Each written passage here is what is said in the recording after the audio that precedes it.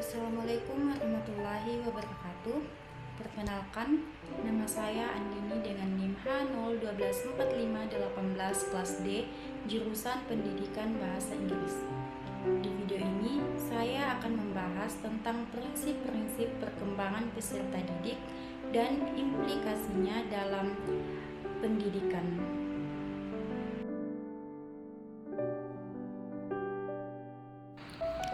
Perkembangan peserta didik adalah proses perubahan yang terjadi pada diri siswa secara bertahap seiring waktu, meliputi aspek fisik, kognitif atau cara berpikir, emosional, sosial, dan juga moral.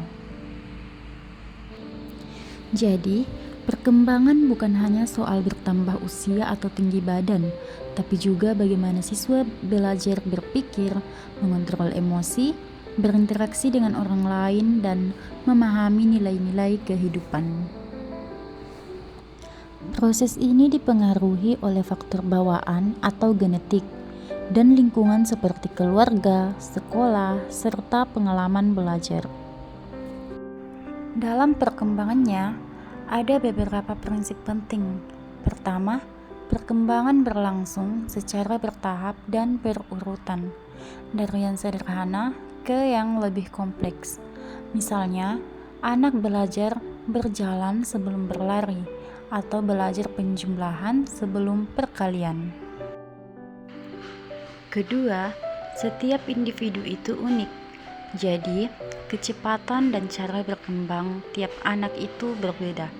Misalnya, ada siswa yang cepat di matematika tapi lebih lambat di bahasa. Ketiga, perkembangan dipengaruhi oleh faktor internal dan eksternal, seperti kondisi fisik, bakat, serta lingkungan keluarga dan sekolah. Misalnya, siswa yang mendapat dukungan belajar di rumah biasanya lebih percaya diri di kelas. Keempat, perkembangan mencakup berbagai aspek yang saling berkaitan, seperti fisik, kognitif, sosial, dan emosional. Misalnya, kondisi emosi yang baik bisa membantu siswa lebih fokus belajar. Kelima, perkembangan bersifat berkesinambungan, artinya berlangsung terus-menerus. Misalnya, kemampuan berpikir kritis berkembang sedikit demi sedikit melalui latihan dan pengalaman. Implikasi dari prinsip-prinsip tersebut dalam pendidikan adalah guru harus menyesuaikan pembelajaran dengan tahap perkembangan siswa. Misalnya, menggunakan benda konkret untuk anak yang masih tahap awal belajar. Guru juga perlu menghargai perbedaan individu dengan tidak membandingkan siswa dan memberi bantuan sesuai kebutuhan, seperti memberikan penjelasan tambahan bagi yang belum paham.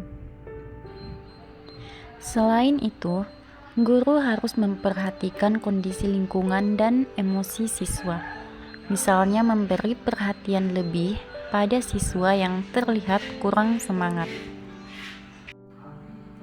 Pembelajaran juga sebaiknya tidak hanya fokus pada akademik, tetapi juga mengembangkan aspek sosial dan emosional, seperti melalui kerja kelompok.